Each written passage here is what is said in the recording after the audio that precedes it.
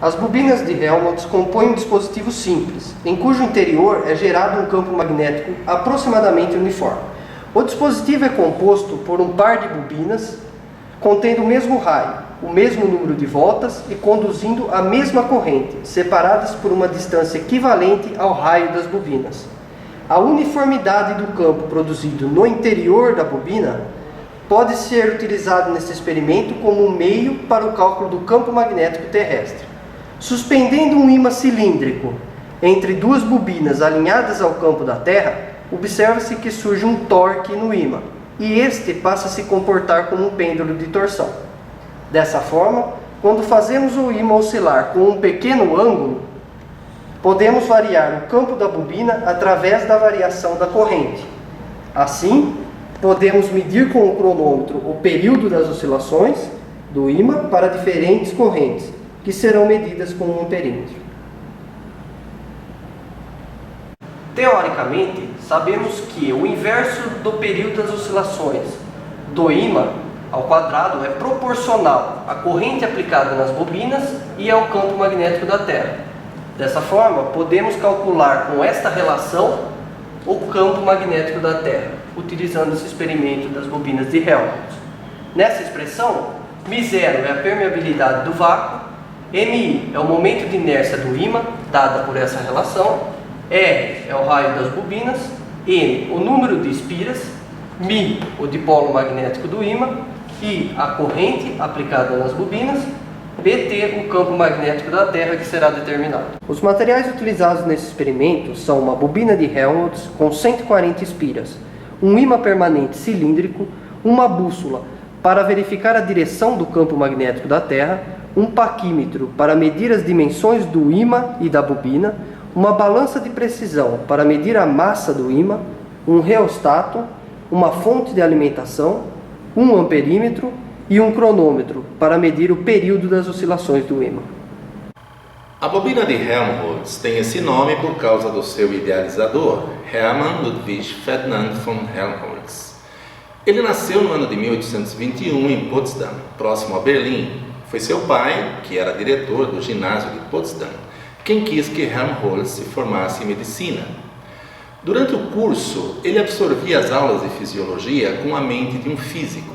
Acrescente-se a isso a influência de seu professor, Johannes Müller, o maior fisiologista alemão de seu tempo, que insistia em dar tanto quanto possível explicações de natureza química e física em todos os problemas de fisiologia. Isso levou Helmholtz a estudar matemática como autodidata. Considerando ainda que o seu pai tinha estudado filologia e filosofia, além de ser amigo pessoal do filósofo alemão Emanuel Fichte, podemos desde já ter uma ideia do meio em que ele foi educado e formado. Porém, obrigatoriamente, temos de olhar o processo vivido pela Alemanha ao longo do século XIX, período em que Helmholtz viveu. Quando ele nasceu, a Alemanha era um conjunto de estados economicamente atrasados, pequenas economias locais, mais ou menos isoladas umas das outras, uma economia de camponeses e pequenos artesãos, formando uma colcha de retalhos política na Europa Central. Quando ele morreu, no final do século XIX, a Alemanha era um império unificado, impulsionado por uma indústria em rápida expansão, assentada sobre uma base tecnológica avançada. Catalisadores desse processo foram a Revolução Francesa, as guerras napoleônicas e principalmente a Revolução Industrial na Inglaterra. Interessante notar que o desenvolvimento econômico não era a preocupação principal do governo prussiano. Na busca por mecanismos de integração entre os estados alemães, foi criada a União Alfandegária em 1834, o chamado Zollverein, quando Helmholtz tinha apenas 13 anos de idade.